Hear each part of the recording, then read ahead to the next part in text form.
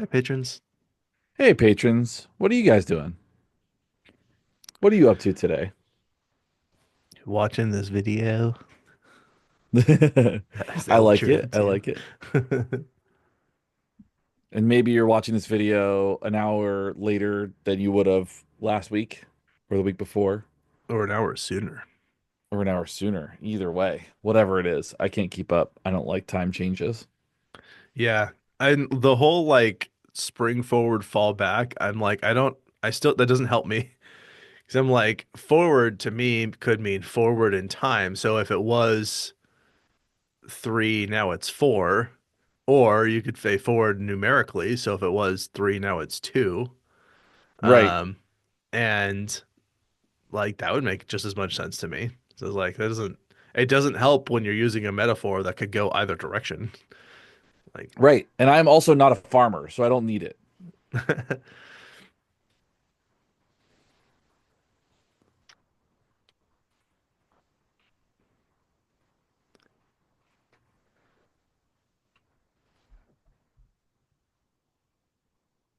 didn't actually find anything about farmers in this.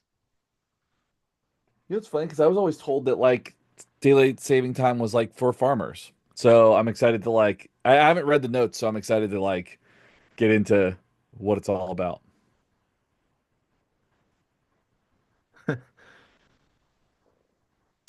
Farmers didn't support daylight saving time in 1918 when the United States first adopted it, and today they still do not need it.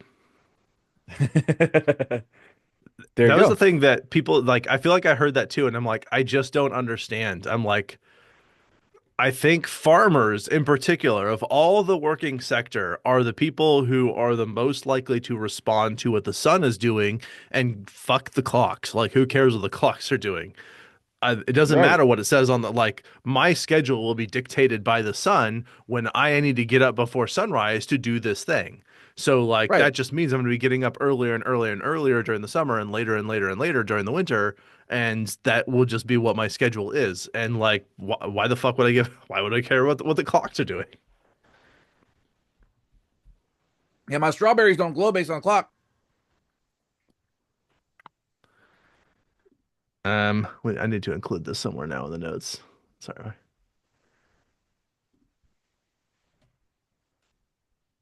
Somewhere toward the end here.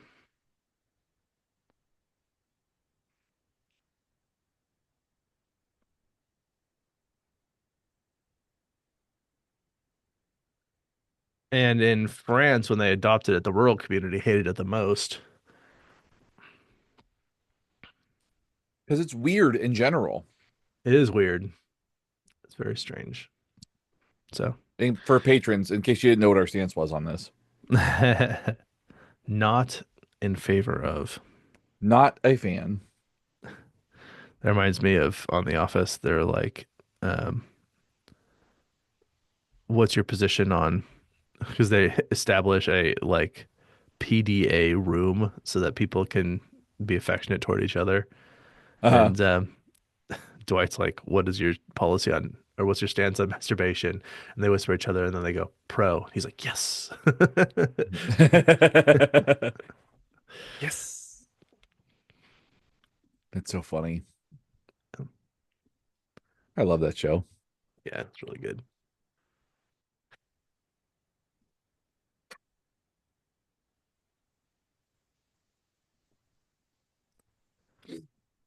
I'm in favor. I'm pro masturbation room for people if they need it. The what do they call it in Running with Scissors? The masturbatorium. I know there's a Weird Al album called Running with Scissors, but it seems like you're not using it that way. Nope, that's a different thing. What is the Running with Scissors you're talking about? It's a movie. It's like a movie where like there it's like a like it involves just like the quirkiness. It was like one of those weird like mid-aughts like existential comedies. Hmm. Um and it involves it's really funny, but it's like very dry humor that was like pretty consistent at that time. Okay. Um yeah, 2006. Let's see who was in it. It's like Annette Bening, Brian Cox, Joseph Cross, Evan Rachel Wood. There's like it's like a strange. It's based on a book. It was written by Ryan Murphy, which I think he's generally pretty problematic, but um, it's also got Alec Baldwin and Gwyneth Paltrow in it. Um, Interesting. but it's all about mental health. Like, so the plot is the kid's mom wants to be a famous poet, but she suffers from severe mood swings and erratic behavior. Um, his dad is an alcoholic, not any help. By the time he's a teenager, he moves out, and his mom sends him to live with her psychiatrist, Dr. Finch, who becomes his legal guardian. That's Brian Cox. He's an eccentric patriarch of an oddball family, which consists of his submissive wife Agnes, religious older daughter Hope, and his religious younger daughter Natalie, who is slightly older than Augustin. So it's like just a weird, strange, like interactions between all of them. Huh. That is a very strange plot for a movie to begin with. But Yeah, yeah. okay, Oh, that's Patrick interesting. Wilson is in it. Kind of want to see this now. Gabrielle Union.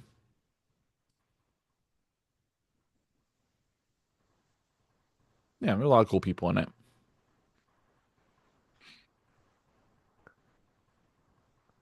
All right. Scissors. That's interesting. Yeah, bonus recommend, I guess, for everybody. There you go. Oh, I started setting up my recording software and then I got distracted by scissors with legs.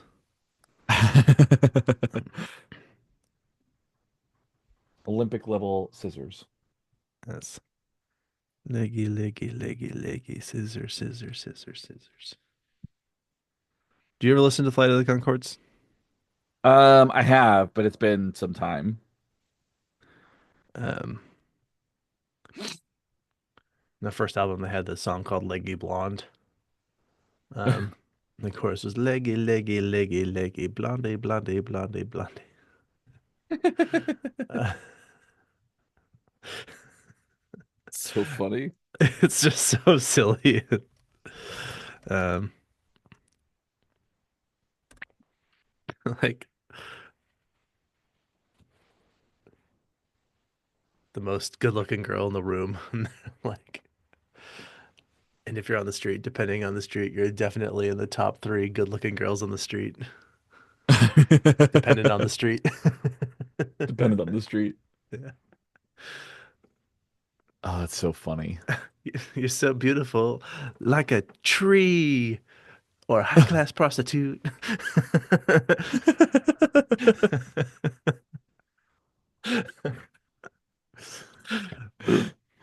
Oh, that's so good.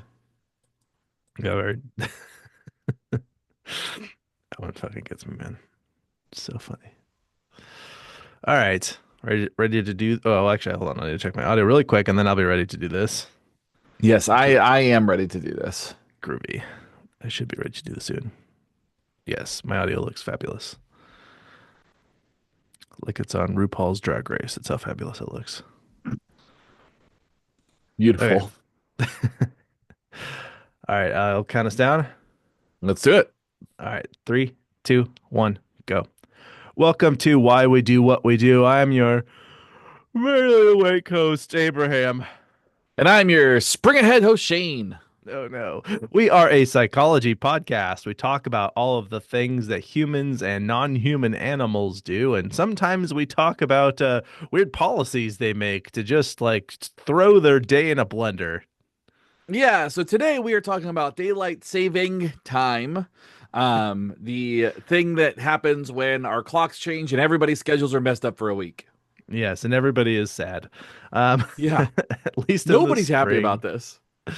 That's right. And so yeah, we're going to talk about that. And if you are joining us for the first time, then welcome. We are so happy to have you here. We hope you enjoy what you hear today. And if you do like this, you find that this is your cup of tea, then you can choose to support us in a variety of ways. You can leave us a rating and review. You can join us on Patreon, pick up some merch from our merch store, like, subscribe, tell a friend, do some of those sorts of things. And I'll talk more about that at the end of this discussion. But finding yourself here and to all of our returning listeners too. Thank you for making your way back. We're happy to have you here. I hope that you are still enjoying the podcast, still getting out of it what you'd like to get out of it. So both newcomers and old timers alike, wishing you a happy Certified Nurses Day on this March 19th. Yes, it's also Clients Day.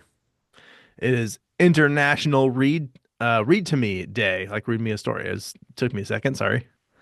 You're good. I love it. It's Kick Butts Day. Hopefully in the playful manner. Yeah. It's Let's Laugh Day. I've already done some of that, so feeling prepared. Yeah, I feel good for that one. Yeah. It's National Automatic Door Day, which is fun. Don't touch those It, doors. sure. Yeah. We did something like on automatic doors. We did a mini on this, I think. We did it on revolving doors, I Oh, think. revolving doors. Okay, got you. That's But what it was. automatic doors came up. Yeah. Yeah, yeah. And many revolving doors are automatic. So Yeah. there you go. There you go. National Backyard Day. Ooh, I like that. It's National Chocolate Caramel Day. Yummy. Um, Hmm. National Poultry Day, which at the time that we're recording this might be a little bit of a sensitive topic for some people, since many birds Yeah. are not laying eggs and are dying from bird flu, sadly, or being Yeah. cold because they might have bird flu, also sadly. So, National Poultry Day? That's maybe how I It's a should say strange that. day for birds. It's a strange Yeah. day for birds. Oh, poor birds. Oh, poor birds. It is National Stretch Mark Day. Mm-hmm, mm-hmm. It is Swallow's Return to San Juan Capistrano Day. Wow, that's a mouthful. Yeah, yes, it certainly is. So welcome back, Swallows. It is Act Happy Week. I mean, Mm. This goes famously nicely with the make it, I song guess. Fake Happy by Paramore. It's a great Yes. song. Yes. American Chocolate Week. I don't know that American chocolate. I mean, I guess there is Hershey's that probably stands out for many people, but Hawaiian chocolate, which is American, is extremely good. So sure, American Chocolate Week. Sure, sure. It is Clutter Awareness Week. Oh, I'm aware. I'm so painfully aware. It is Down Syndrome Awareness Week. We did an episode on that called 24 and Me that y'all can check out if you Yes. haven't already heard it. Yes. So great. Not on the It week, is but on Down syndrome. yeah, on Down syndrome. It's Endometriosis Awareness Week as well. Okay. Um, so there's a little bit of a theme of sort of pregnancy in here ish. Yeah. Uh, there is National Green Week. Yes. It is also English Tourism Week. It is Sunshine Week. Ooh. And it's International Goof Off Week, which is every week for me. Oh, fun. Well, that's enjoyable. Sorry, I just want to check see if there's any that stood out to me. That could be something else. Oh, well, it needs to scroll. National 3D Day, Clients Day, Flower Day. Oh, it's actually pretty good. All right, I'll have that one as well. Oh, and Spring Begins. Okay, sure. Um, Boop. It is also World Flour Day. Flour is in bread flour, that type of like wheat, that type of thing. Oh, interesting. Yeah. And it is apparently the beginning of spring. So I've always, maybe this is another episode topic worth bringing in, is I've always thought the beginning of certain seasons have always seemed a little strange to me. Like summer starts as summer is winding down. Like it's like summer is now beginning when we're already well into summer. It's like the Right. longest day of the year. It's the days are only getting shorter from here on out. I'm like, wouldn't summer start before that point? Time is strange, man. Time is Yeah. strange. Spring is until the middle of summer, and then summer is until winter. Yeah, and it's just people just like the cat like they like organization is what it comes down to. or a version of it that's maybe slightly askew from the rest of the world. Anyway, we Right? should get to our topic at hand. We are, as we said at the beginning of our discussion, we're actually talking about daylight saving time. And coincidentally, we are recording this on daylight saving time. So, although the episode's not going to land on daylight saving time, and because we publish on Wednesdays, it never will, we are just going to acknowledge that this was a appropriate time to record, even if you're hearing it slightly after the fact. And maybe, hopefully, your lives have returned somewhat to normal after this upheaval that we've all had to endure with our clocks. But Uh-huh. yeah, Uh-huh. so daylight saving time is one thing to say about this as we're getting into our topic here. Is there anything that we need to like preamble before we start getting into our actual topic here? No, I think we're good to dive in. Okay, great. Yeah, so one thing to say here as we're getting into this is that daylight saving time is probably much more recent than you might think. So I'll even give you a moment now. Take a guess as to when you think that this like officially became a thing in the United States. Maybe I'll say consistently was daylight saving. We like had the practice of turning clocks forward and clocks back when you think that was, because we're going to unpack the history. But maybe take your guess now. I gave you a little bit of a hint by saying that it was more recent than you might think, but I don't know what you think. Maybe you think that the 1700s was recent. Maybe you think that yesterday was recent. Who knows? Somewhere in Sure. that span of time. Yeah. So we'll explore the history of daylight saving time in this discussion, arguments for and against daylight saving time, and the psychological and overall like impact it has on us, health wise and otherwise, and like some practical considerations. But yeah, that's our agenda for this topic today. Right. So let's go ahead and get into it. Before we get into an unpack daylight saving time, and you're going to keep hearing us say daylight saving time, and we'll talk about that in a little bit. It is helpful to set the context that even could give rise to such an idea. Like, what does it look like? Where did this come from? And what did it look like at the time that this was proposed? Yeah, so it's important to know that our precision with time is extremely new in like the scheme of humans.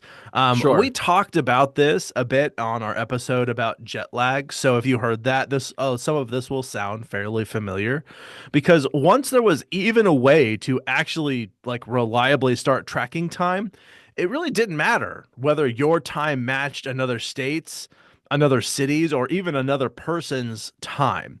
No one could communicate with people in different time zones or like who are far enough away at a speed that would necessitate that they know when their communication was going to reach that person. Like there weren't phones, letters would take like weeks to get there, even if it was a city over, like it might Right. take at least several days. I mean, you could not travel fast enough to even notice that you had changed time zones. No events really needed to be particularly precise in their time, and not everyone had access to clocks, broadly speaking, so they couldn't be expected to follow time with any sort of precision. And even within a given town, in some instances, you could find clocks set to pretty different times. So people might use a clock to just track the passage of time, but events were not necessarily going to happen at like specific scheduled time marks according to a specific clock. Now there were many towns who might have like a town clock, and that was something that everyone could sort of see or hear, and so that did help with some amount of precision around time. But that wasn't even necessarily a given. And so like clocks were not that ubiquitous. Adhering to clocks just didn't really matter that much because you couldn't be you wouldn't expect other people to be able to do the same. Right. That is until the advent of fast travel. So all of a sudden we could travel faster and now time matters a little bit more. So once Yeah. trains existed and people could travel hundreds of miles fairly quickly, we needed to use the same sets of tracks to do so. So it became imperative to ensure that clocks were synchronized to avoid collisions, to make connections, and to maintain shipping schedules. And without synchronized clocks, a person could arrive at their destination at a local time before they had even left, or before the time that it even left. So like it becomes this really really complicated thing that we need to like now have a system to organize all of these kind of this movement across these shared spaces. Yeah, you can imagine like they leave at 9:30 a.m. and arrive at their destination at 8:30 a.m. and they're like, "Huh? What?" Yeah, wait a second. Yeah. Even the best of travel does not afford that level of time travel. Um, Right. so it could, but and that's just because that's what the clocks would say because they didn't have them synchronized, and that's why it became so important with trains that they started to have them synchronized, because they needed to maintain like that precision. And again, if trains were trying to use the same track going opposite directions because their timing was off, then that's where you get those massive collisions where a lot of people die, and the people who own the trains lose a lot of money on their lost trains, which really shouldn't matter at all when the fact that the main problem is a lot of people die. And also Right. those tracks become temporarily unusable. Like it's just bad, and a lot of people die, which is particularly bad. So Right. anyway, It's all bad. uh, it's all bad. It's all bad ads. Oh man, that was good. Thank you. I wasn't ready for that.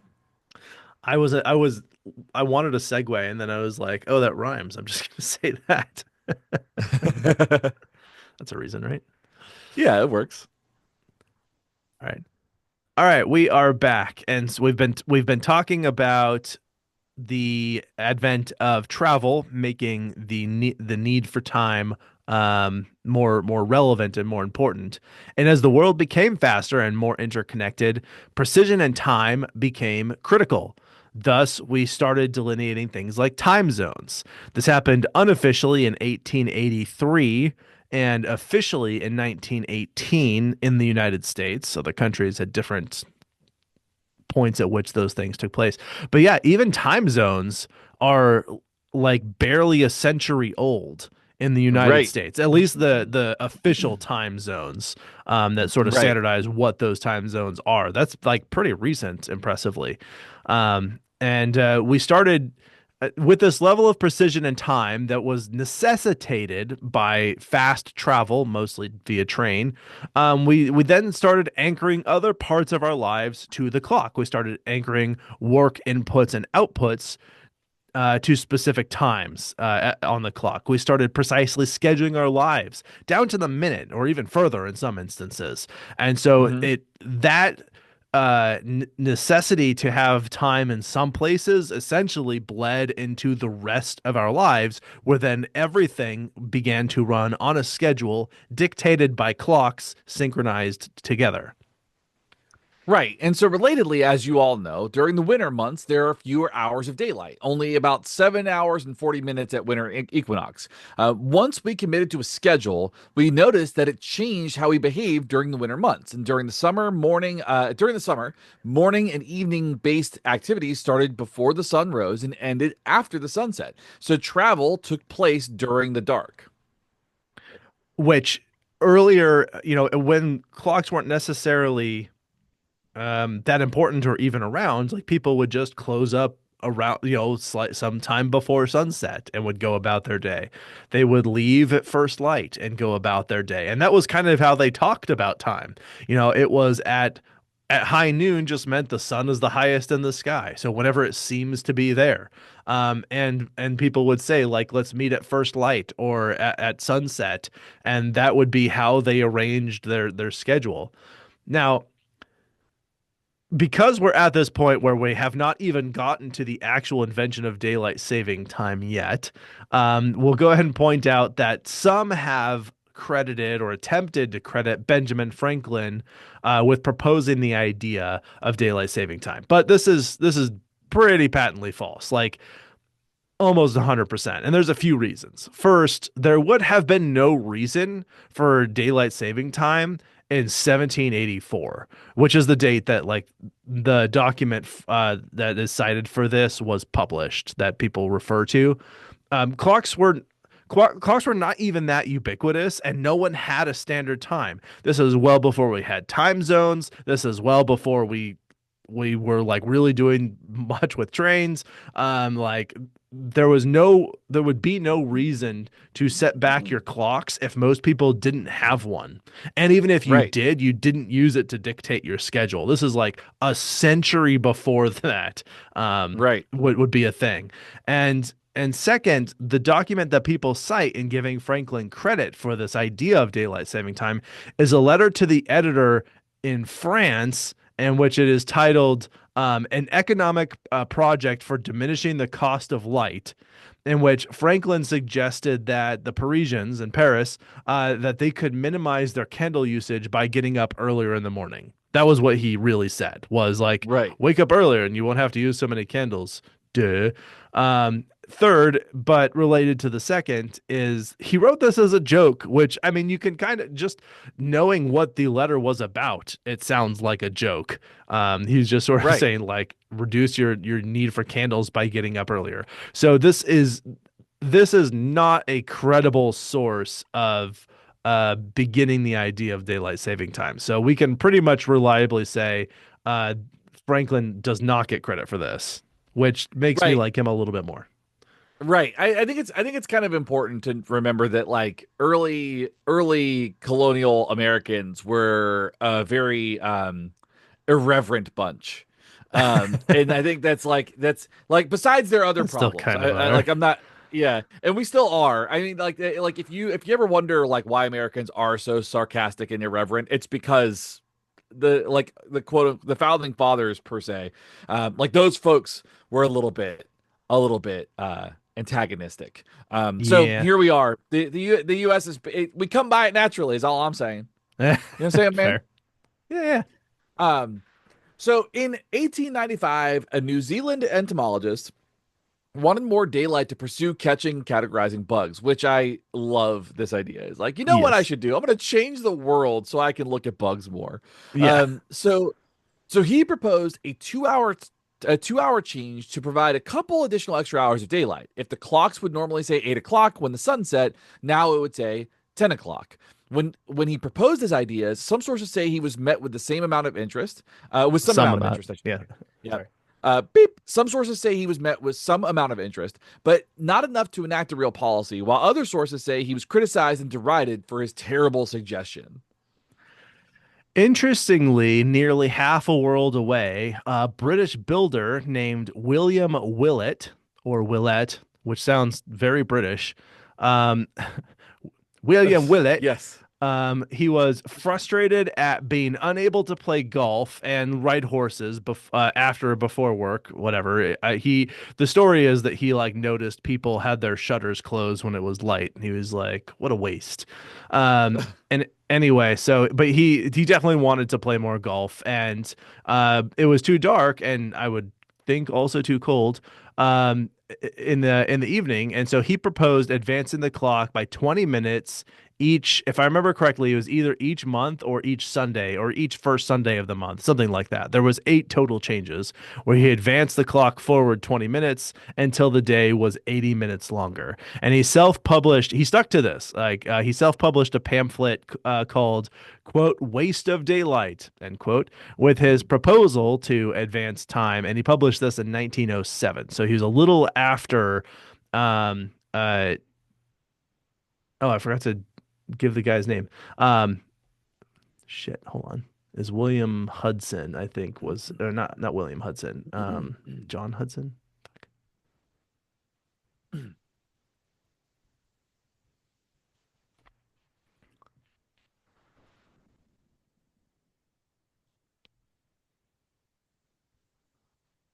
I was just thinking William Willett.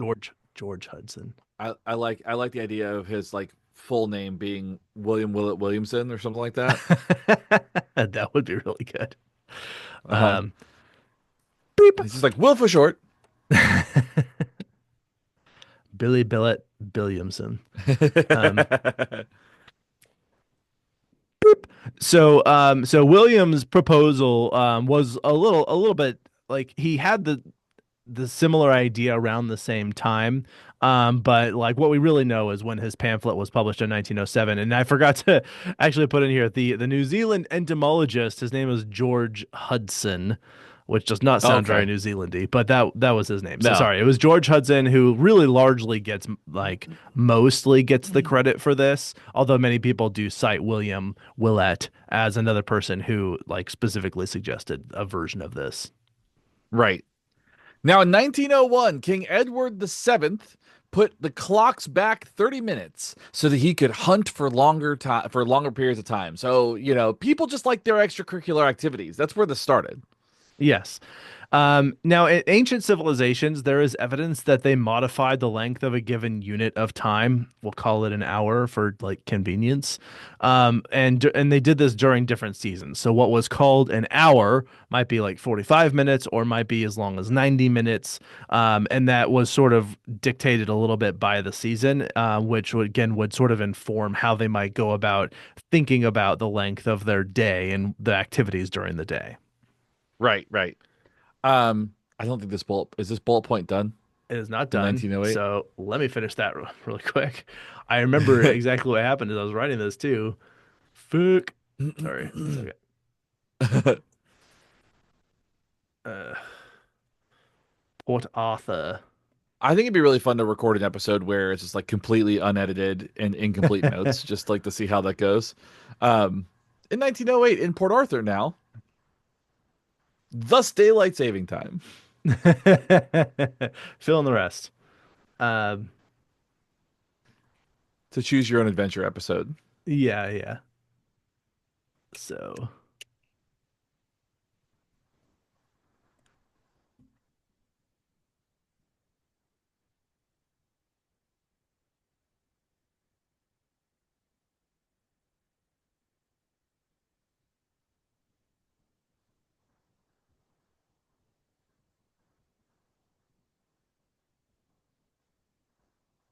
this is not very good podcasting or fun for people watching. It's fine. This is the realness. Oofta. This is what it is.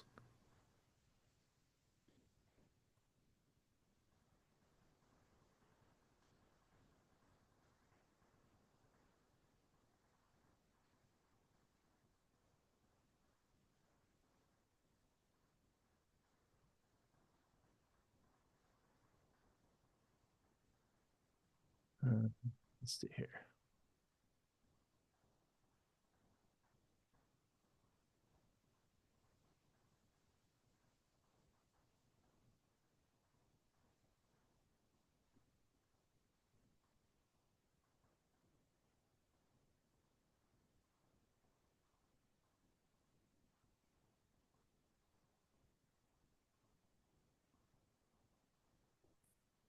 Okay, good.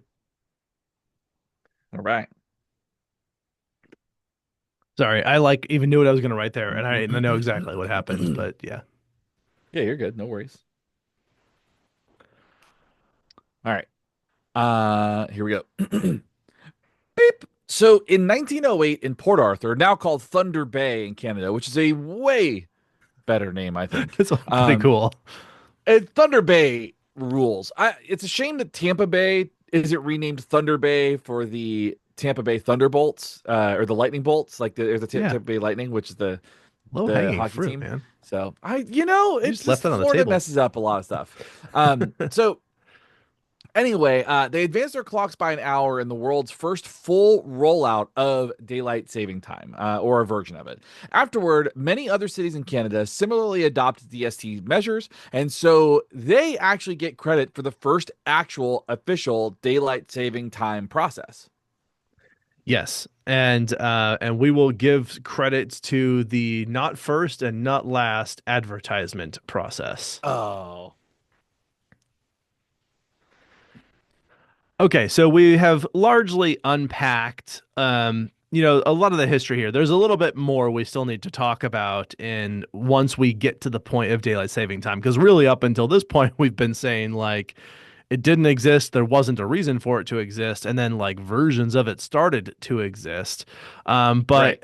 you may have caught on here that daylight saving time, and again, we've said it's not daylight savings time, just daylight saving time. I'm not even sure where the savings where the S comes from, Probably but sounds better. it feels like it rolls off the tongue better with the S.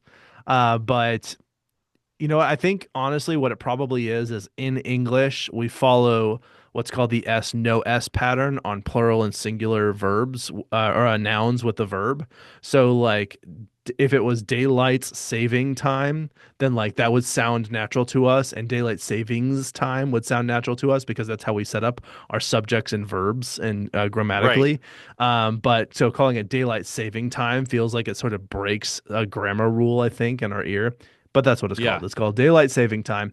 Um, this the anyway the beginning of this daylight saving time in most of these instances it was advocating for increased recreational time in our very busy, chaotic, and hectic lives. Like the proposals that we saw from all these people were like, I want more time to enjoy the fruits of life. That Sure. was where the proposals largely began. Right. However, a lawfully created countrywide daylight saving time was first established in Germany and Austria in 1960 during World War One. The rationale most citations give is that it would decrease the need for fuel for lighting in the event in the evening, as needed for conserving fuel for the war effort. And actually, as a matter of fact, there's at some point in time we could probably talk about all the different things that people used to do for like rationing resources during these Yeah. major war efforts, like how why the penny changed from copper to zinc and whatever it is, like those types of things that have like drastically shifted the way that like these societies work now. Yes. I agree. It would be interesting to have maybe a series of minis or something where we unpack like some weird little wartime effort thing Yeah. that like war changes so much about what's going on in the world when it Right. takes place. Um, it's such a pathetic waste of time and resources, but it Yes. it has far-reaching effects everywhere. And anytime anything happens, like somebody loves it and somebody hates it, and that's just a thing that is going to occur. But anyway, Right. we're actually talking about time right now, Right, right, right. believe it or not. Okay, so as we said, Germany and Austria, they were the first. But this policy of theirs that their actual countrywide official daylight saving time, and Germany and Austria were the first. I think Germany was the very first. This was quickly adopted by neighboring and other countries only weeks later. So this is 1918. Just a few weeks later, the UK, France, Italy, Russia, and even Australia all created their own versions of a daylight saving time. It was, however, very short-lived, at least in Germany. They terminated, so that, again, they created this in 1918. They terminated daylight saving time in 1919, 1 year later. Sure. Austria, similarly, they kept theirs around a little longer, but terminated it in 1921. The UK, Ireland, and some cities, however, continued using daylight saving time as their new standard. Now, quick fun side note, because I'd mentioned France in there. The French could not agree on this. The rural areas in France, they did not want the time change. They hated it. The cities, however, favored daylight saving time. So to compromise, the French cabinet decided to end daylight saving time, and in a move that is so French, they decided like let's just end work hours 30 minutes earlier. And so that was like, we won't do daylight saving time, just take off work sooner. And so good for them. And so while France elected to just keep daylight saving time, um, but, or sorry, what the fuck am I saying here?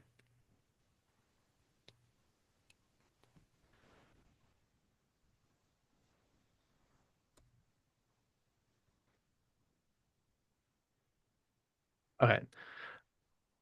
Beep. While France elected to just get rid of daylight saving time and move their work schedules to be shorter, Paris interestingly decided that they were going to keep it. So only Paris recognized daylight saving time. The rest of the country went to was just standard time, and then you get off work earlier.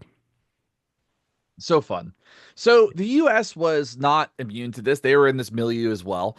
Congress introduced daylight saving time as part of the 1918 Standard Time Act that established the official time zones. Like other countries, it was repealed a year later in 1919. So they tried and they were like, "No, we're not going to do this." And again, the reason given was to reduce the need for fuel for artificial lighting in the evening. And this was initially something that a lot of people were very, very excited about. As a matter of fact, we'll share some of the marketing and stuff that went along with this in the advertisements because they are very early 1900s looking and actually Yeah, very cool. they are. I think my To be favorite to one is the Hold on, one to that be you've clear, really got quick, is we said that that it was repealed. The whole act wasn't repealed. It was just the daylight saving time measure that the U.S. introduced in 1918 and then got rid of in 1919. The act that established the time zones that has stuck, but the part of it that had established the daylight saving time was the part that they removed. But yeah, let's go ahead and share these fun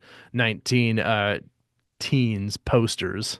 Yeah, this one poster, it just says victory in big, bold red letters. And then it says Congress passes daylight saving bill. And there's a clock in the back with Uncle Sam. And he's holding, he's got a rifle. Which I don't ever recall seeing Uncle Sam holding a rifle usually. Like Same. usually saying, I want you, but this is the first time I mean, not that he hasn't, but I was kind of like, oh, that's interesting. And it Yeah. looks like it looks like he's pointing at a clock and scaring its hat off its head. But at the Yeah. bottom, but at the bottom it says, "Get your hoe ready," because Uncle Sam is holding like a gardening hoe, Yeah. which Although is like just funny who knew it? contextually. Like Yeah. it doesn't. It's very different. It has a very different meaning these days. Yeah, and then there's like below this clock that takes up the background, there is what looks like a very muscular young person with giant hands whose head is a clock, and on it it says 1 hour of extra daylight, and the time on the clock is 1 hour different from the time in the background, the clock in the Yeah. background. And who knows what they mean by get your hoe ready? Actually, most Uh huh. people, but it's funny to speculate there. Yes, it is. It is. Well, because we're children too.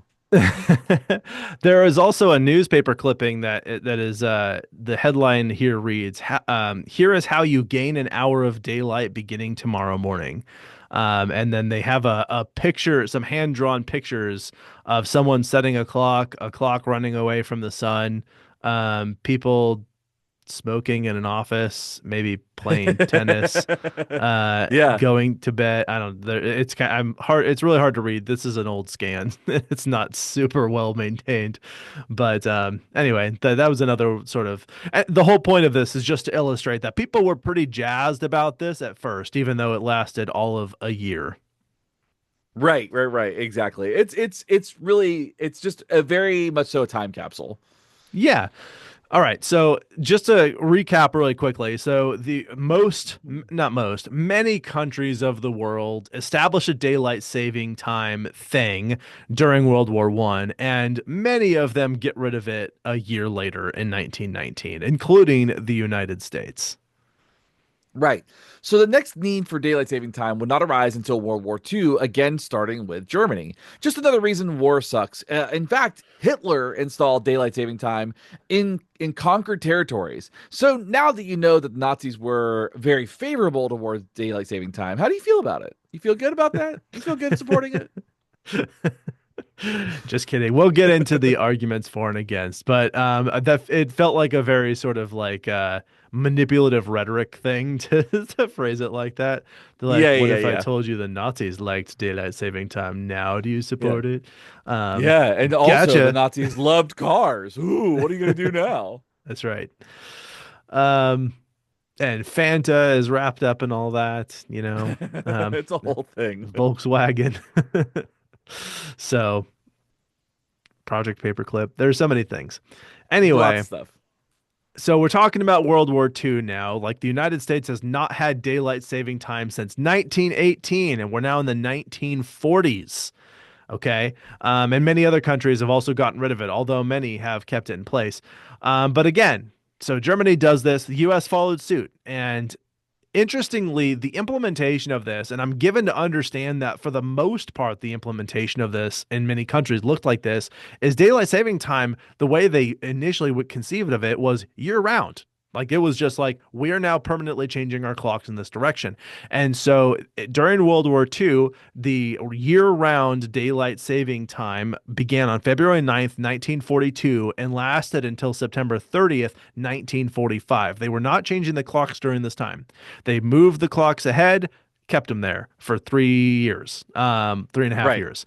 After this ended, however, time was once again thrust into chaos in the United States because where the stance on daylight saving time was not official. So you had some states or cities adhering to standard time, some adhering to daylight saving time, the advanced time, and some alternating between daylight saving time and standard time. Like it was just madness for a while in the United States. Right. And so again, part of the issue that we come back to, one of the core issues of having standard time versus not, is this issue of transportation. And with these changes, transportation was a major issue with a chaotic, volatile system for tracking time spread across different states and locales. So Congress passed the Uniform Time Act of 1966. So Yeah. just to make sure that we're clear on this, we're talking 20 years later. They were Yeah. like, the war's over. We're good. Let's go ahead and fix time 20 years later. So this standardized this was actually the starting and this standardized the starting and ending times for daylight saving time moving forward. 1966. Did we recently do an ad break? No, it's probably about time that we do one. Okay, cool. Um, let's see. If you have one, feel free to jump in. Otherwise, I'll try and think of one. I do not have one that I can think of. Okay. Hmm. Let's see here. All right. Beep. And that seems like astonishingly recent. Now, even before this, though, they did still have ads. Nice. There you Ads have been around longer than daylight saving time. go. Gross. Boop. Okay, so we're back, but we were just talking about the Congress in the United States passing the Uniform Time Act of 1966, and this installed a permanent uniform system of daylight saving time in the United States. This was not without the opportunity for choice, though. They wanted to standardize this, but they also sort of gave states the opportunity. They said states could choose to exempt themselves from daylight saving time if they wished. However, nearly all of the states in the U.S. did follow the new daylight saving time mandate, except for most of Arizona, and then all of Hawaii, Puerto Rico, American Samoa, Guam, the Virgin Islands, and the Northern Mariana Islands, who all keep standard time year round. Right. Now, beyond the fact that many people were grumbly about changing their clocks twice per year, there was an energy crisis around the world in the 1970s. So, again, in an attempt to save money on electricity, the U.S. Congress passed a bill in December of 1973, signed into law the next day by President Richard Nixon, to mandate year-round daylight saving time, i.e., starting earlier during the day, beginning January 6th, 1974. Is there nothing sacred about this date? Why does this date keep coming up? January 6th is like everywhere. There's so many dates in history. Maybe I need to do a mini on just like the infamy of January 6th. And then we'll follow it up with a mini on synchronicities. Right.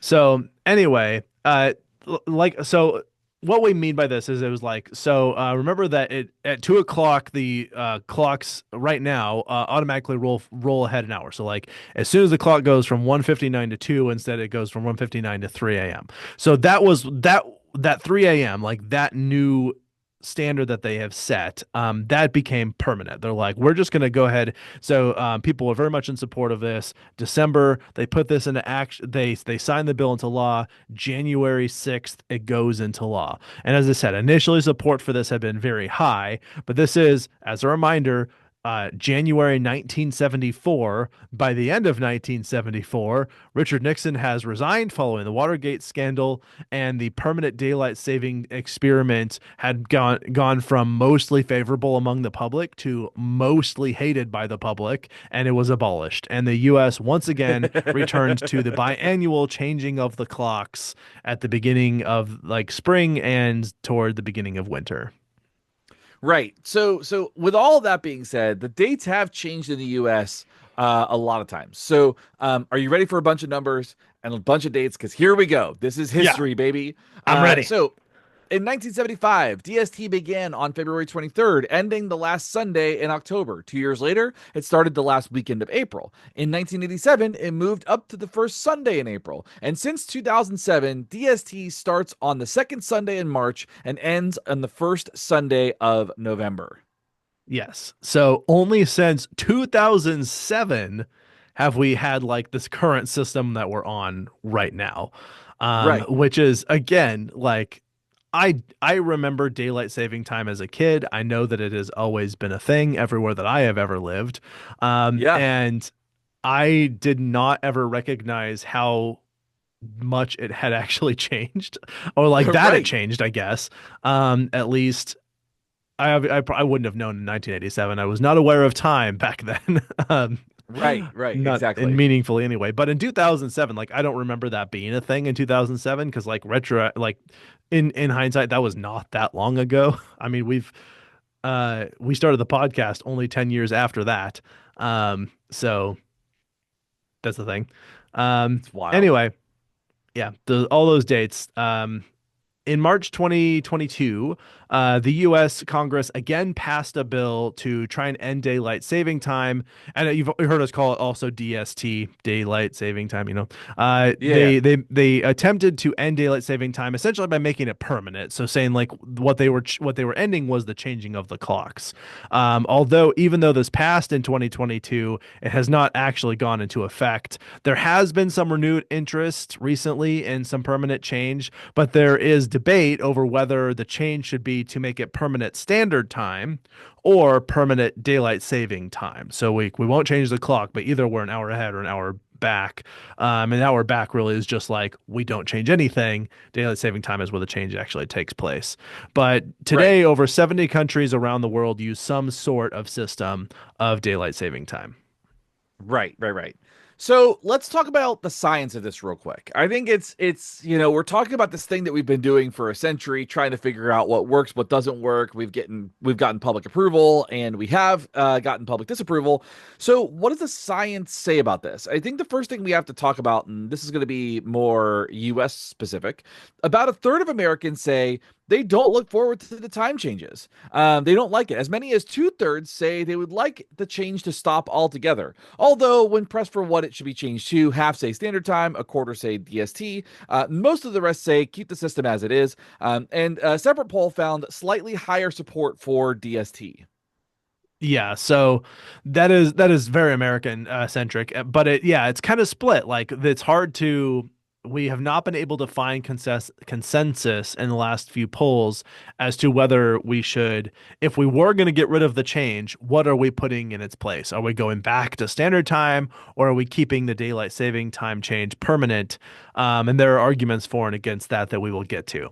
Right. But again, thinking about the impact here and the science is there are people who have raised concerns about whether or not we should be worried about how daylight saving time affects our health. And so there is possibly good reason for this. Changing back to standard time tends to, when you're going the fall back route, like basically you gain an hour, if you will, Yeah. that tends to have no really major discernible health effects other than potentially disrupting some people's routine. Like we get an extra hour of sleep, which is generally good. Most people, it's easy to do that. It's again when we talked about this in the jet lag episode, it's the same reason that changing west tends to have a less significant impact on people's experience of jet lag than traveling east. Similar Right. idea.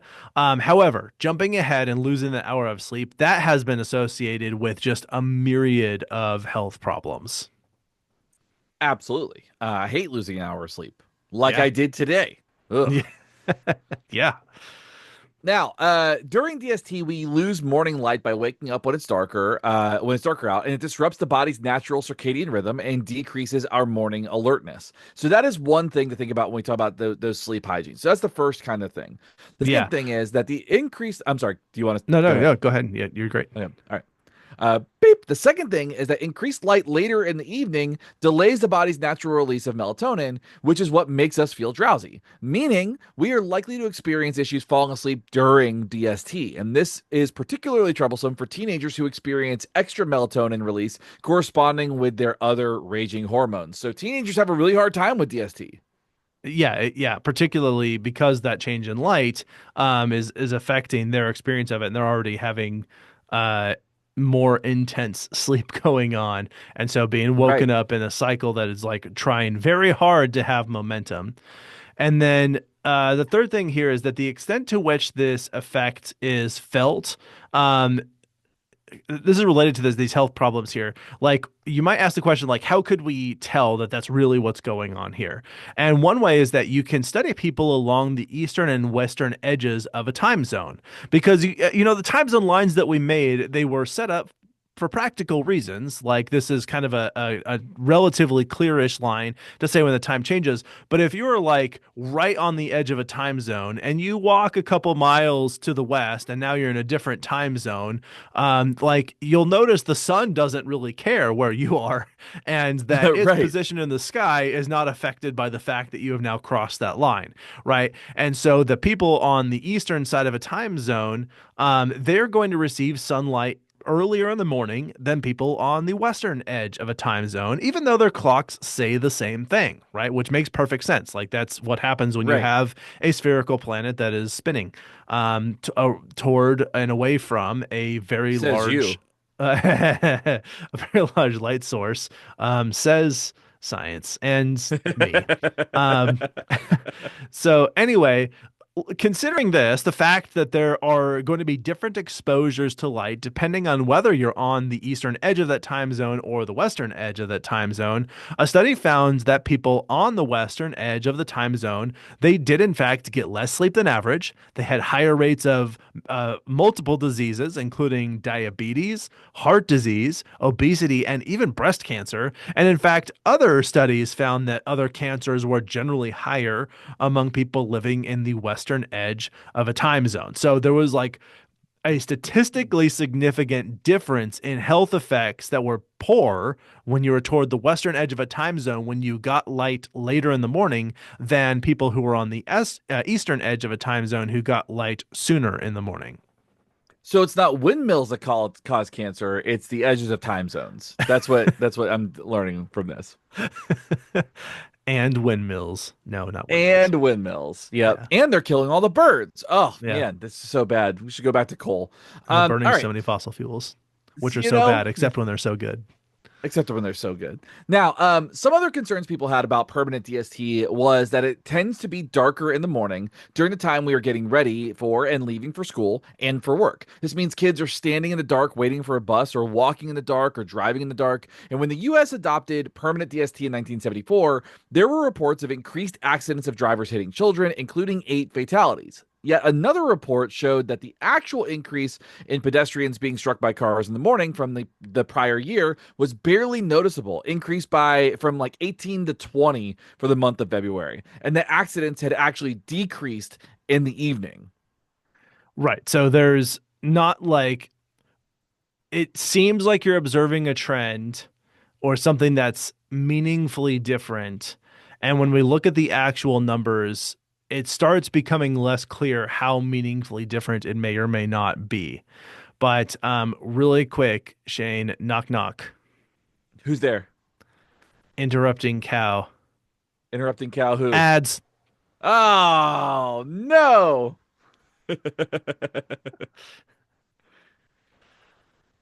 Nice. Beep. Okay, so we're back. As we said, it seemed like there were some, what we were talking about before is it seemed like there were some maybe serious concerns about the fact that because it was going to be darker in the morning during daylight saving time, there was going to be concern over like more traffic incidents. And it seemed like, in fact, there were potentially some, like we observed some of this at least. Although the extent to which it was possible or it was happening was not clear, and it seemed like it was decreasing other traffic incidents later in the evening. But there were other things that people had raised. Like, remember, the initial idea here was energy savings, right? So they're like, we're going to save energy by burning less fuel at night because it'll be light out later, so we won't need it. And so so when we were like, well, that's actually something we can research. Karl Popper would appreciate this. It is a falsifiable hypothesis that we can Look at test. that. Welcome Indeed. back, Karl Popper. Yes. And so the actual savings in energy seem to be washed out when we evaluate data across the day because while it is in fact the case that people are using less energy in the evenings during the daylight saving time because they have more light, which was exactly what they hoped it to do, it would do, it meant that they were now using more energy in the morning, both in terms of heat because it was cold because of the night, and in terms Mhm. of electricity because they needed light because it was dark. And further, what it also tended to do was increase the use of air conditioning in the afternoons during the summer because people are home sooner when it's lighter and it's still very hot. And so rather than keeping the house cool during that time, or like not worrying about keeping the house cool during that time, now people are running their AC units sooner. So at best, it has no effect. And at worst, it might actually increase Negligible. energy uses in some ways. Right. Yeah, exactly. Now, another idea that might support the use of DST is that there would be less crime because of increased light in the evenings. Research shows that this is technically accurate, but that the change is very small and that the cost associated with the change, namely regarding health, seem to outweigh the marginal decrease in crime. So it's not a really great argument for this because crime doesn't really it's a negligible change, right? It's a very small change at best, and the cost of everything else that comes up is actually greater. Yeah, it's like, hey, look, we fixed crime, kind of almost, not really, but maybe. But how's your sleep? Oh, it's worse. Okay. Yeah, Oh, and you're also running the AC for an extra hour and a half today that you wouldn't normally. Okay, great, great, great, great. yeah, and maybe you're hitting kids out in the morning, which is bad. In Yeah. case people weren't aware, that's bad. There's also like I didn't actually put together like a myth busting section here because I felt like this is one that didn't warrant it as much, although there was the whole Ben Franklin thing and some misconceptions that were understandable that people would have them, but were later borne out by research to be untrue. But one that comes up, and I heard this a lot, and you heard this a lot as we talked about before we started recording, is this idea that daylight saving time is for the farmers. Interestingly, there seems to really be no evidence of this. Farmers did not support daylight saving time when it started in 1918, and today they still don't need it. And I also have never understood this because I was like, I feel like farmers are going to be some of the people who are the least concerned about what the clock is telling them to do and more concerned about what the sun and the weather is telling them to do. Like, they're like, well, Right. it says it's 7, so I'm not ready to get out on the track, or let's say 5 a.m. because I know they get up really early. It says it's 5 a.m., but I'm not ready to get out on that tractor, right now because my clock says it's not time. Like, no, they're gonna go out and they're gonna do their work when they have to do their work. There's some of the Right. hardest working people in our whole country, who are have to be at it constantly, and like, why would they care what the clock says if the sun and the weather are dictating that they do something else? So it seems like this is entirely fabricated. I don't even know where it came from. But there was some idea that was floating around is that farmers like this. And farmers, if you listen to podcasts, cool. And if you listen to us in particular, Yeah. if you're a farmer and you're hearing this, please let us know if we're wrong. But the information that I found that we were looking for, suggested that this is just patently false. That this is not a thing Right. for farmers. Yeah, exactly. Exactly. Now, let's do a couple arguments for daylight saving time, right? So like let's look at what people are saying that argue to have the system in place. Now the arguments in favor of keeping DST are that attempts to change the system have been rapidly scrapped in many places to try to move from a changing system to a static one. So you see consistently where we've kind of gone, okay, well, every time we've tried to move to the static one, it didn't work. We had to scrap it. We had to change back or something like that. Yeah, they're basically saying like you We tried see this say you before. don't like it, but as soon as we try and get rid of it, we immediately bring it back. So like clearly there is a benefit that we are getting out of this system. Right. Um, is sort of their point there. Supporters of daylight saving time also point out that it does in fact increase daylight hours for people who enjoy the extra sunlight to do recreational activities and to do outdoor things.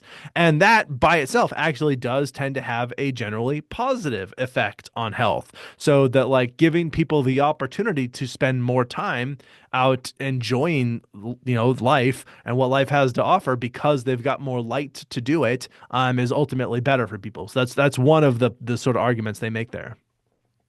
Now, supporters point out too that dozens of countries have enacted similar laws specifically because DST is a good idea that citizens enjoy. So they're kind of saying, look, everyone else is doing it, so Yeah, let's do this too. right. Yeah, this is popular. People do it all over the place. Right. Arguments in favor of DST point out that even if we wanted to change, and a lot of people point to the fact that they do want it to change, we can't seem to agree. We can't seem to agree on how we would do that change. And until we do, it's better and, in their argument, more democratic to keep the system as is. Because it's like, all right, we all agree we want change, but we don't have any idea what we want that change to be. In some cases, you ask people, they want it to just stay daylight saving time. Some places, you ask people, they just want it to stay standard time. So we like, what would we move to? Because like, no matter what, somebody's going to be unhappy. Right.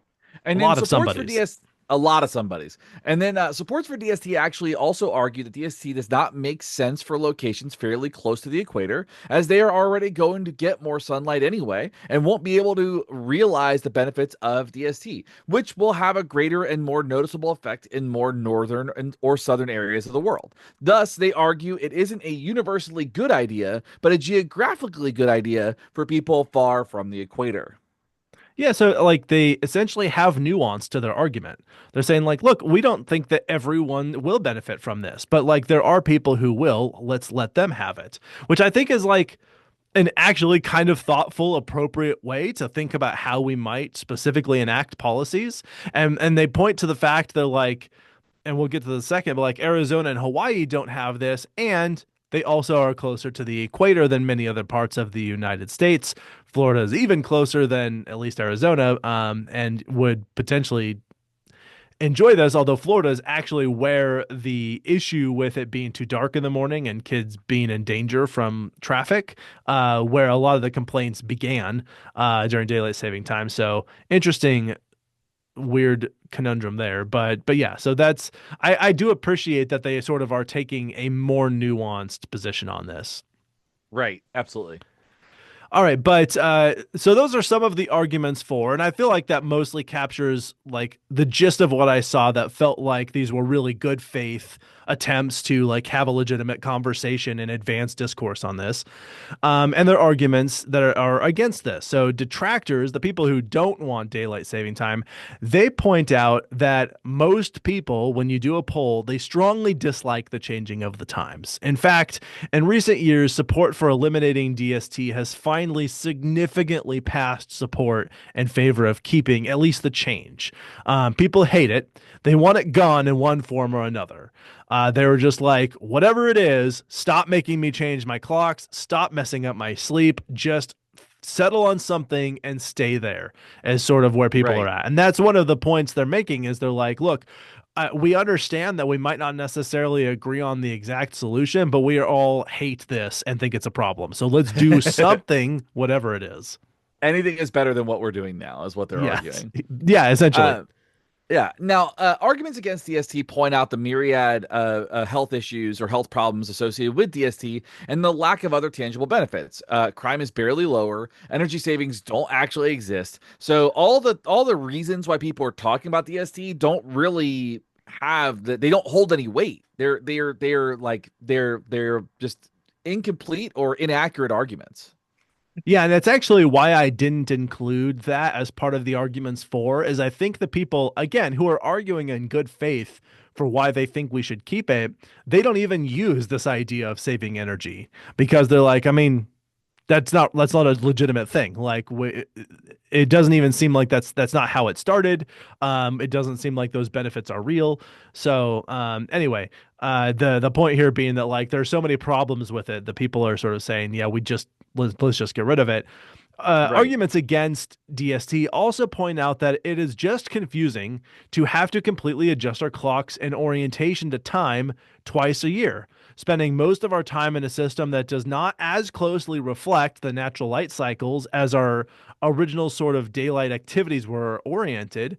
And by shifting our sleep time to just barely after, sun, like it's still dark basically, or we get at least less sunlight, and our shifting our sleeping time to just barely after dark because like we've extended the daylight of our day, and then waking up just barely before it's even really light outside, or at least reducing how much light we get exposure to in the morning. And so they're like, it is confusing, and we in the daylight saving time system, which is the one we have tried to eliminate the change by moving toward, they're like, that is where most of the problems seem to lie. So essentially, I think a lot of people who are against daylight saving time are more specifically in favor of, like, the people who are advocating for this and more in favor of going to standard time and keeping it there. And matter of fact, most of the sources I saw where people were like really digging into this, like journalists, they're like, I think after everything we've learned, they're like, let's just go back to standard time is what they'd like to have happen. And that experiment we have not really done, except when we got rid of daylight saving time in 1919 and we were all just on the system we had been on until the 1940s for World War II. And then that's when it changed again. And then it became all chaotic. Right. Now, detractors point out that the states and locations that already don't have DST seem to be doing just fine without it and do not feel like they're missing out. So, Arizona, Hawaii, these places that are not using daylight saving time, they're doing just fine. They're Yeah. doing just fine. Guam, the Virgin Islands, they're like, Yeah. should we do daylight saving time? No, that's not a conversation that they're having. That's not a question anyone's asking because they're like, why? No, we don't need that. We don't want it. So yeah, the point here being like the people who don't have daylight saving time seem pretty happy with not having it. So maybe they're onto something here. Right. All right. Now, arguments against daylight saving time also point out that an alternative solution might be to. So, this is maybe less of an argument than a proposed answer to the problem.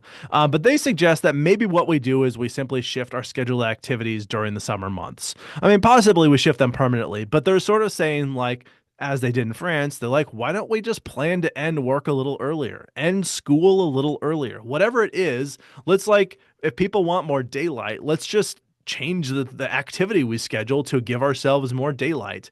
And that way excuse me, beep, that way those of us who would benefit from extended daylight hours can take advantage of them.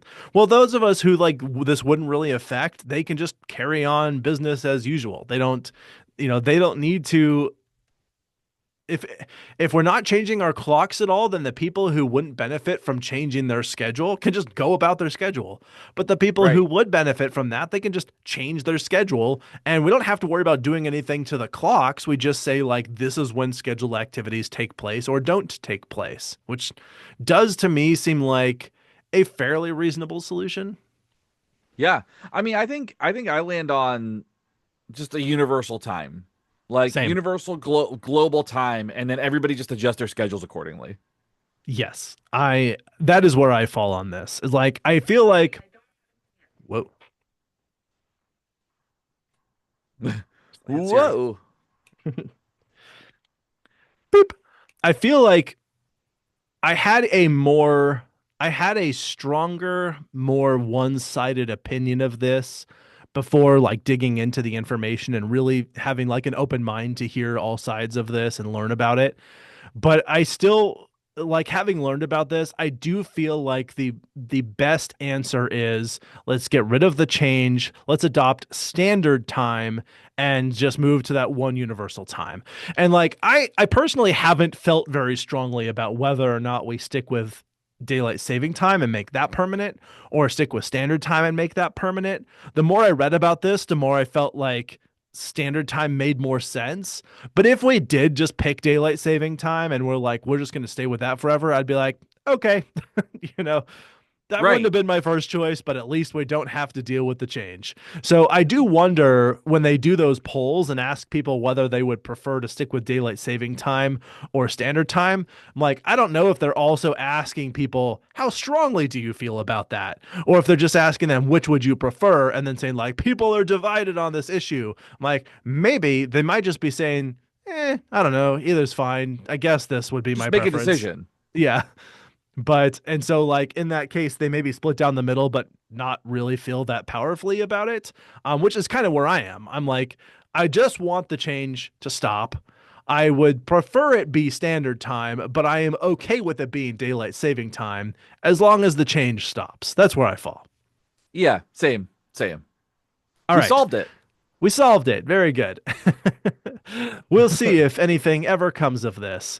But if you are if you are curious or if you have specific thoughts about this that you would like to share, if we missed something that you would like to add, then feel free to reach out to us. You can tell us what we got wrong, what we got right. You can just send us heaping amounts of praise, and we're good with that too. You can reach us directly by emailing us at info@wwd.wwdpodcast.com or on the other social media platforms. I am particularly active on Blue Sky because it seems like there are fewer Nazis there. Maybe not no Nazis, but not as many Nazis. So that's where I Yeah. hang out more. Nazis are bad. And Yeah. yeah. And so there's that. We also have some more credits to get through. I also will point out quickly that we are going to recommend some things. If you're a returning listener and you are familiar with this, then you'll know what's going on. This is a fun part. We're going to discuss things that we recommend that we found joy in, and we think other people might as well, or something. It varies widely. But before that, I do need to get through the credits, and before that, I do need to get through ads. Ah.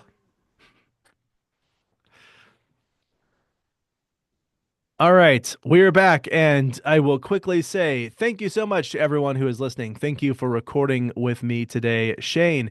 I'd also like to point out that if you would like to support us, one way that you can do that is by joining us on Patreon, where, when you join us, you will get access to bonus content, ad-free content, additional content, all kinds of stuff, and it really helps us do the show. And in addition, I am going to read your name in appreciation for being the kind, generous soul that you are, including this list of wonderful people: Mike M, Megan, Mike T, Justin, Kim, Brad, Stephanie, Brian, Ashley, and Kiara. Thank you so much for your continued support and helping this show be a show.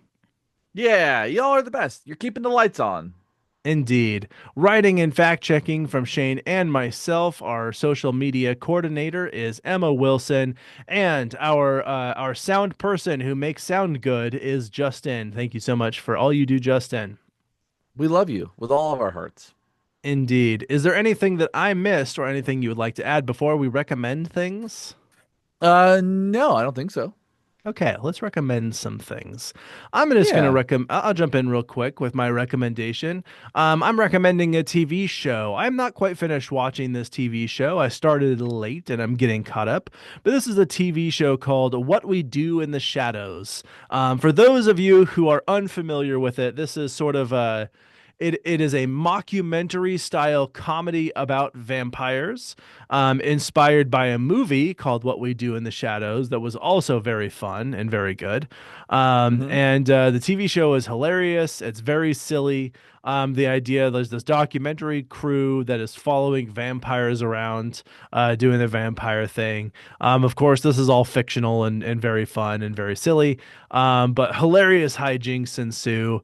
And this is created by Jermaine Clement and Taika Waititi, who people may know as I mean Taika Waititi has directed a bunch of the Thor movies. He's a very funny guy, but they have the very New Zealandy type of humor. So like Yes. one recurring joke in here is that to turn into a bat, they say bat, and then they that's how they Right. turn It's into very a silly. yeah, it's very silly. And so and they keep that up. And there's like some subtle jokes like that. There's definitely more overt jokes and all kinds of different really good comedy. It's pretty fantastic. So I just enjoy it. I know it's available to stream on Hulu. I believe this is an FX or Fox show, so something like that you should be able to find it in those places as well. I love it. It's beautiful. All right, so I'm making a recommendation for a foodstuffs place. This Okay. place is called Wanderlust Creamery, and it's in California. However, Ooh, they do ship, so that's kind of a fun thing. Um, so do they this nay nay? place, it's possible.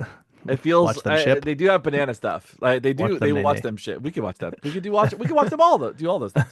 Um, so you can actually have them ship pints to you if you'd like. And kind of Hmm. the idea of this place is that the owners had gotten a chance to travel around the world, discovered all these kind of unique flavors across the world, and then came back Okay. and created ice cream specific to those unique flavors. So, just to like their standard menu right now they have an ube malted crunch ice cream Whoa. flavor. They've got sticky rice and mango, Kinder, Ooh. um, abuelita malted crunch. They've got a Japanese Neapolitan Thai tea and boba, Earl Grey milk chocolate, Vietnamese Rocky Road, Wow. Pandan Tres Leches, which was the one that I had and was really, really good. Passion fruit cacao. Like they do these really interesting flavors that are not just a Yeah. straight up bizarre, like, just a straight up like flavor. But like right now, Yeah. their seasonal ones are a brown bread and whiskey caramel, blueberry elderflower, nafe sundae. Like they've got some really cool ones. So Wild. anyway, this place was delicious. One of the best bits of ice cream I've ever had in my life. And the sticky rice and mango is vegan. So they have vegan options too. And that was my next question, is if they had dairy Yes. free. Yes, Um, they do. have you ever had stracciatella ice cream? I have not. It's like a flavor. It's got like thin chocolate shavings in it. It's quite delicious. Ooh, Um, I like yeah. that. If you have an opportunity for stracciatella, bonus recommend, I guess. I love it. All right. I think that is what we have to say about daylight saving time and ice cream and what we do in the shadows, the TV show. I think that we've also addressed all of the things we wanted to address in terms of credits. And I hope that you guys have a wonderful day. But yeah, anything I'm forgetting, Shane? No matter whether the time changes or not, get some rest. That is wonderful. That is wonderful advice. I like it. Third bonus recommend or fourth, maybe. I don't know. Yeah. We've had a lot of bonus recommends in this one. Yeah, just do what we say is all I'm saying. Cool. All right. Well, I think I've mentioned, but we actually, I know I didn't mention, we release short form episodes on Mondays. We call them minis. They're usually 10 to 15 minutes. These are our longer form episodes. You can catch these regularly on Wednesdays. So check out our next episode on Monday, or catch us next week on Wednesday, or both. You know, we love to have you both times. So I will see you then. Thank you so much for listening. And this is Abraham. This is Shane. We're out. Bye. Cool. Did I end that All normally? right. I feel very sleep Yeah. deprived. Okay. No, that was good. That was good. Okay. I was like, I feel like I'm supposed to say more words now. No, I Or are think they you did a though? great job. Okay. You stuck All the right. landing. Luck the standing. Oh, spoonerisms. I don't know why I get so much joy out of spoonerisms. Dude, they're They so fun. just they They're really tickle me fun when they so work much. out really well. Yes. Luck the standing is pretty good. I like stay Luck in the your lane standing. and lay in your stain. Linear state. I like Woos Brain for Bruce Wayne. I like doing it with names a lot. Okay. Yeah, names can be fun. There's a store by my work called the Sleep Shop that I like to call the Sheep Slop. That's good. I like that. There's Bunt Cakes. Yeah, there you go. Why don't you say it? Why don't you say it, man? That one, I tricked That's someone into funny. saying that once. I was like, just giving it was like, have you ever heard of spoonerisms? And they're like, no. And I said, I gave them a few examples. I was like, so what would you say for bundt cakes? And they said, like, hey. Hey, wait a second. It turned all red. Oh, that's funny. Yeah. I'm a wascally wabbit sometimes. All right. Well, my episode is uploading now. So Same. So we can say peace out, patrons. bye, patrons. We love you. Um, goodbye. That's it. We love you. Love you. Bye.